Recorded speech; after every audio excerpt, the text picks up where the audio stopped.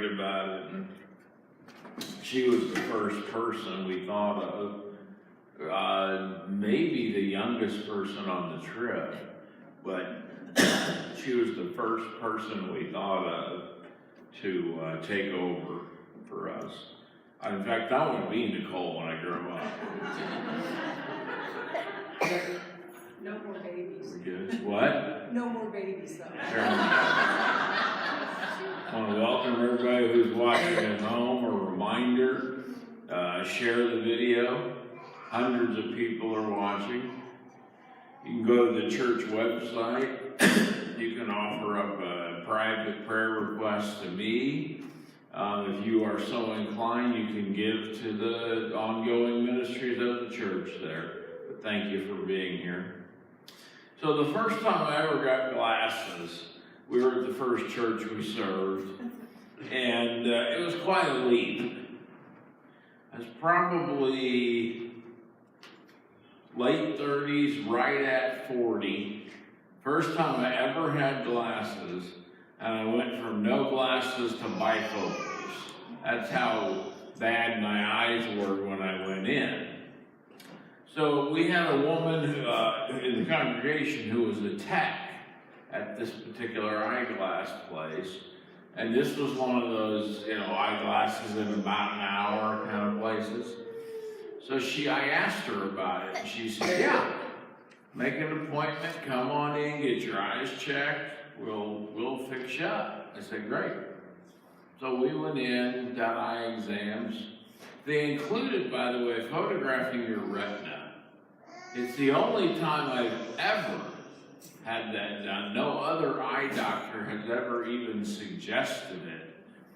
But if you've never had that done, imagine that they put this thing pretty much against one eyeball, and then they explode 27 suns in that eyeball. And it totally blinds you, totally. And then they send you out to the waiting room for your eye to adjust. And 20 minutes later, they make you come back in and do the other eye. The first time you walk in blindly, okay, I'll go. The second time they drag you in screaming. But had the eye exam, sat in the waiting room. The woman who went to our church came out. She had my prescription in her hand. She's looking at it. She said, okay, well, we'll go ahead and make your glasses. I saw you picked out your frames. I said, yeah, with the one eye that could see after the blinding flash of glory. But she said, yeah, we'll go ahead and make your glasses. I had one question before I start. And I said, okay. And she said, how in the world did you even see to drive here? Vision can be an interesting thing. So the question we're looking at is, what is leadership and who does it apply to? Today we continue our current series, Are You Leading or Taking a Walk? Every week I've shared that that's based on a thing I read that said that. If you think you are leading and you look behind you and no one is following, you're just out for a walk. So which one are you? And it's based on the concept that this is not just for church leaders, but it's for everybody. Because everybody is called to be a leader in their home and in their church and in their community and in the world. We're called to help connect people to Jesus Christ. And we focus on the qualities of a good leader as seen through the lens of some of the 12 disciples of Jesus. Today we look at John. And John is what I call one of the big three. Peter, John, and James. And we consider another important aspect of good leadership. We consider vision. Hear these words from the Gospel of Luke.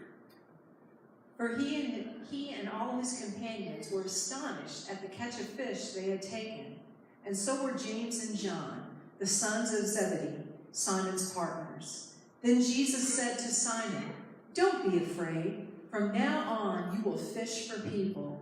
So they pulled their boats up on shore, left everything, and followed him.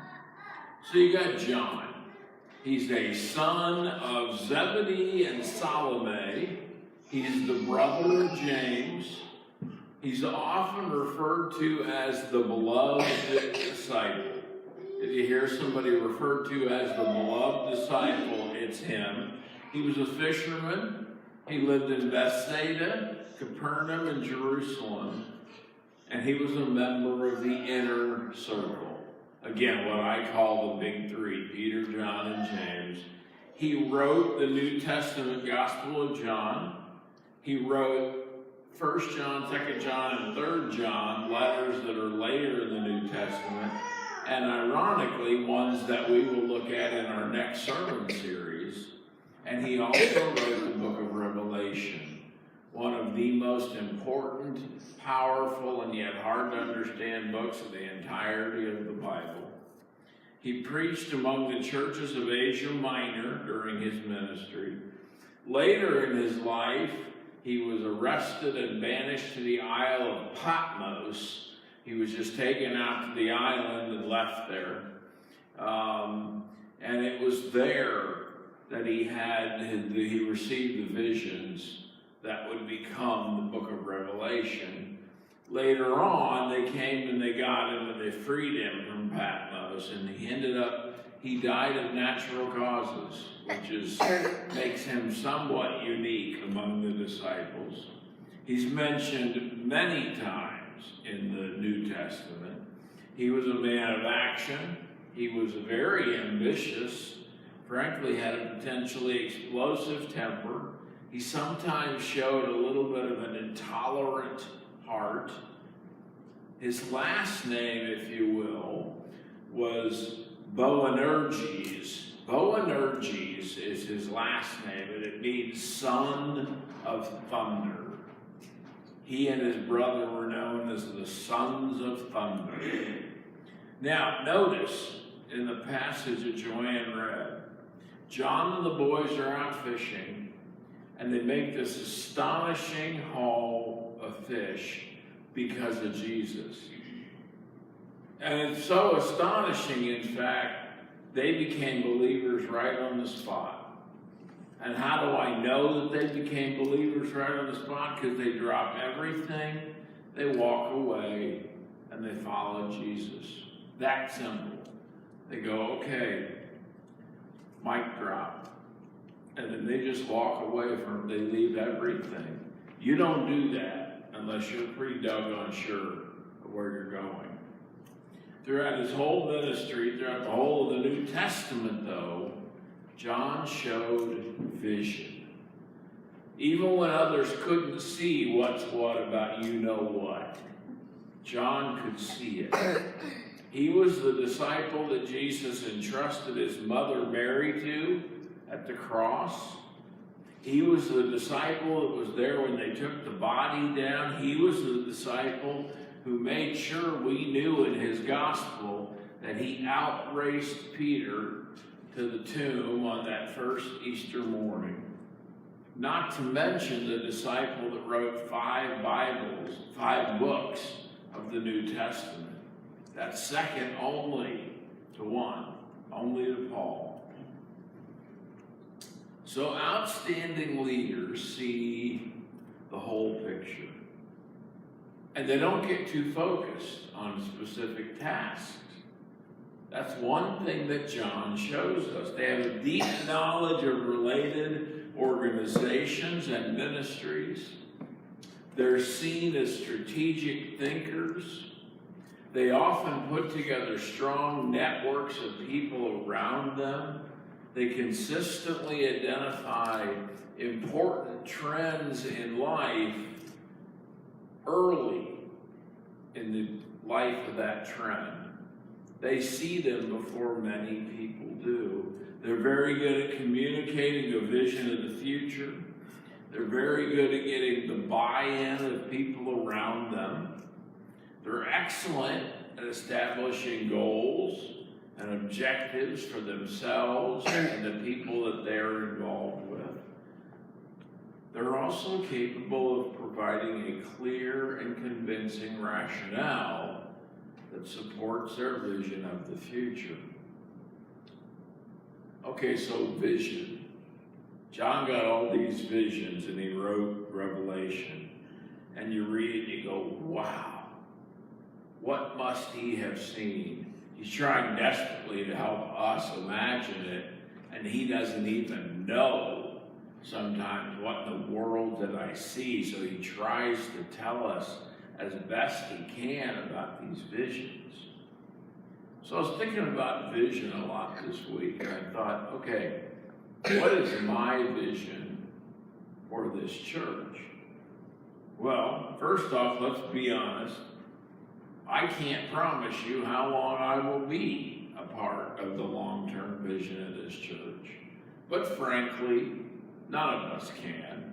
None of us know what tomorrow will bring. So I proceed as if I'm going to be here a long time. And my vision, which I feel very strongly is God's vision, is that we continue to push forward. We continue to seek to connect people to Jesus Christ. There is no stop and rest. There is no we're going to coast for a year. There's only keep the pedal to the floor and make sure you're staying on the course that God called you to be on in the first place. What I see is I see us becoming more and more of a regional church. I used to have this vision that we would produce satellite churches in communities around us that would be offshoots of who we are. But the longer you live in Mercer County, the more you begin to realize the geographical oddity that we are, 45 minutes from everywhere, you know? And so that satellite model doesn't really work here. It's not logical in Mercer County. However, we do continue to draw from a wider and broader base than we used to. You know, used to be you were from the community, and more people who are coming to us from outside of Aledo. But you think about it, there are 8,000 people in Mercer County who don't claim a church home. There's only 15,000 people in Mercer County, and 8,000 of them don't claim a church home. We could bring in 100 new members a year and not make a dent in that 8,000 number for quite some time. So there's a very rich mission field to be had here. My vision also includes, as I said in my prayer, that miracles continue to happen. Miracles continue to happen, and that we use the amazing gift. Miracles continue to happen. That's my vision. And another part of that vision is that we use this gift that we've been given. This one parishioner who stepped forward and said, God has led me to offer to pay for this property next door. That we use that as a springboard for others to step forward and bridge the gap between what we've raised and what we need to demo the property. To bridge the gap between where we are and where we need to be to finish the construction phases of our capital campaign. To bridge the gap between our current budget and what we actually receive in giving week to week. God is doing miraculous things here. And I'm talking burning bush parting seas miraculous, in my opinion. We've seen it before in ministry. We've had the great pleasure, Joanne and I have, of seeing this kind of miraculous work before. And I personally am beside myself to be a part of it again. And if you don't believe me, look at where we were attendance-wise 6 years ago. Yes, this is a small service. It's 8 o'clock in the morning on Sunday. This is never going to be our biggest service. That's okay. But look at our overall attendance over the last 6 years. Look at how many new ministries that we have added to what we are accomplishing. Look at what God continues to do here. Look at Spirit that moves so powerfully through here on Sundays as we gather to worship.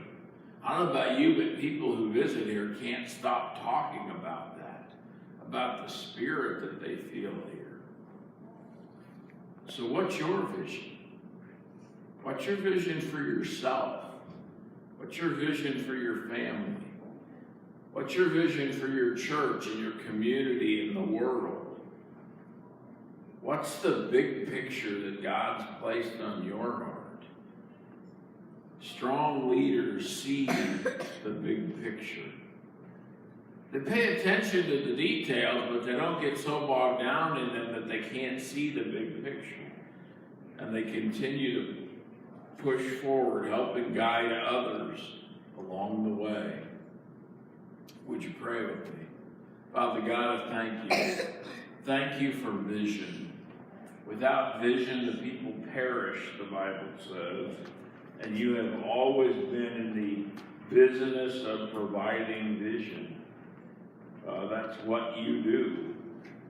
You pull people aside and you give them a vision of what they are called to do. I think you have given us a clear-cut vision. And so, Lord, as we move forward, I pray we move forward in your will, that we are following what you call us to do and who you call us to be. And we especially lift that up now. We come toward a time of offering. Because, notice, Lord, that I said, we are still a little bit short. We are going to be a little bit short on the Windows phase of our capital campaign. We are not there yet on the raising the money for the demo. It's still early. We got time.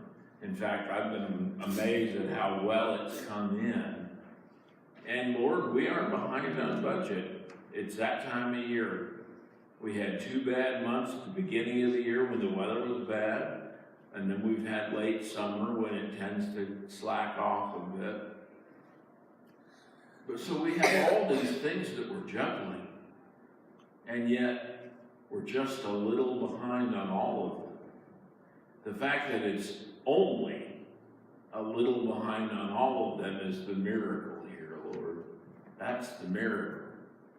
Because you're not supposed to be able to do all these things at one time. And yet we're just darn close to that. So help us to give, Lord. Help us to give until it feels good, as Dwight likes to say. Help us just continue to support the ministries of this church, and more importantly, your ministries in the world. Help us to be the people that enable others to know you like we do. Thank you for that gift as we come to you now. It is in your name that we pray. Amen.